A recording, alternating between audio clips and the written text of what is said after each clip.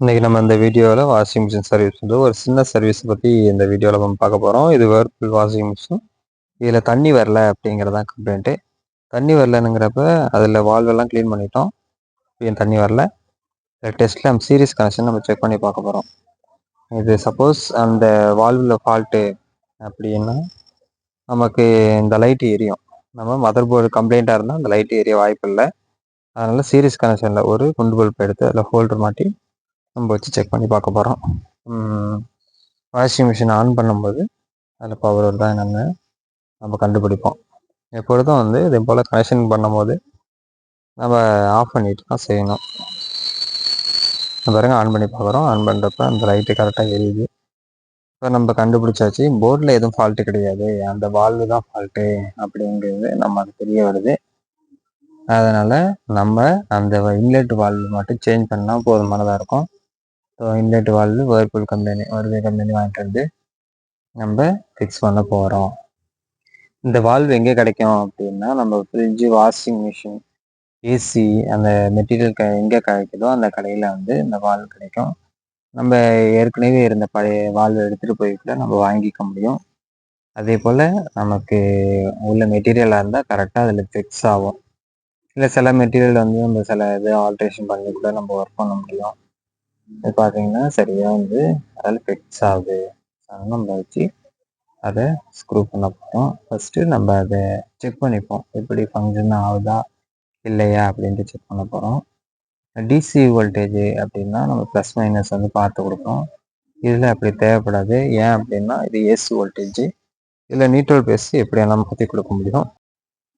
நம்ம ஏதாவது sparse remove பண்ணும் போதோ இல்லை இன்ஸ்டால் பண்ணும் போதோ ஆஃப் பண்ணிட்டு தான் நம்ம வந்து கழட்டணும்.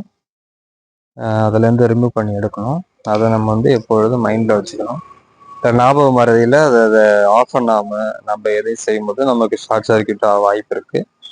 இது நல்லா தெரிஞ்சவங்களா இருந்தாலும் சரி, இல்லை லேர்ன் பண்ணுறவங்களா இருந்தாலும் சரி, இல்லை வீட்டில் உள்ளவங்க அவங்களே எல்லாத்தையும் கழட்டி சரி பண்ணுவாங்க.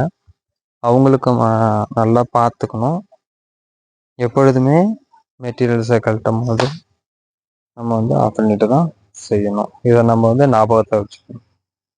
இப்போ ஃபிக்ஸ் பண்ணியாச்சு. ஃபிக்ஸ் பண்ணிவிட்டு அந்த வால்வில் வந்து டியூபை இன்ஸ்டால் பண்ணிவிட்டு நம்ம கிளாம்பை தூக்கி மாட்டுறோம். கிளாம்பை நல்லா மாட்டிட்டு நம்ம முன்னாடியே வால்வை ரஃபாக மாட்டி செக் பண்ணிட்டோம். அதனால் கவரை போட்டு நம்ம ஃபிக்ஸ் பண்ணிக்கிறோம். ஃபிக்ஸ் பண்ணி ஸ்க்ரூ பண்ணிடலாம். இது எதுக்குன்னா இந்த ஸ்க்ரூ வந்து ஒரு சேஃப்டிக்காக கொடுத்துருக்காங்க. சில வாஷிங் மிஷினில் இதே போல் கவர் இருக்க, அந்த பிளாக் கவர் இருக்க வாய்ப்பு இல்லை. ஏன் அப்படின்னா இப்படி கவர் கொடுக்காததுனால எலி உள்ளே போயிட்டு அந்த வால்வை கடிக்கிறதுக்கு வாய்ப்பு இருக்குது, அந்த வயர்களை கடிக்கிறதுக்கு வாய்ப்பு இருக்குது. எப்போதுமே வாஷிங் மிஷினுக்குள்ளே நிறைய எலி போகும். இருட்டு அறையில் வச்சுருந்தாலோ இல்லை நம்ம வீட்டில் இல்லாத நேரங்களில் அது ஃபுல்லாக டார்க்கான பிளேஸாக இருக்கும், ஃபுல்லாக இருட்டாக இருக்கும். அதனால் வந்து வாஷிங் மிஷினில் உள்ளே போயிட்டு எலி நிறைய கடிச்சு நிறைய ஃபால்ட்டு வந்திருக்குது. அதே மாதிரி நிறைய கம்ப்ளைண்ட் ஆட்டப்போ நிறைய பேர் சொல்லுவாங்க, வாஷிங் மிஷினில் நிறைய எலி போயிட்டு ஒயர்லாம் கிடச்சிச்சு அப்படின்னு. அதே போல் இருட்டான இடத்துல வைக்கிற ஃப்ரிட்ஜையும் கிடைக்கிறதுக்கான வாய்ப்பு இருக்குது. இப்போ நம்ம வந்து ஆன் பண்ணி செக் பண்ண போகிறோம். இன்லெட் வால்வு எப்படி ஃபங்க்ஷன் ஆகுது, தண்ணி எடுக்குதா அப்படின்னு நம்ம பார்க்குறோம். ஆன் பண்ணியாச்சு, தண்ணி வருது பாருங்கள். நம்ம இன்னும் ஃபிக்ஸ் பண்ணல, செக் பண்ணிவிட்டு ஃபிக்ஸ் பண்ணலாம் அப்படின்னு ஃபிக்ஸ் பண்ணாமல் இருக்கோம். டோரு நம்ம ஓப்பன் பண்ணும்போது ஆட்டோமேட்டிக்காக அந்த ட்ரம்மு சுற்றுறது ஆஃப் ஆகிடும். ஏன் அப்படின்னா ஒரு சைல்ட் செக்யூரிட்டி பர்பஸ்க்காக அப்படி கொடுத்துருக்காங்க. தேங்க்யூ. ஷேர் பண்ணுங்கள், சப்ஸ்கிரைப் பண்ணுங்கள், கமெண்ட் பண்ணுங்கள்.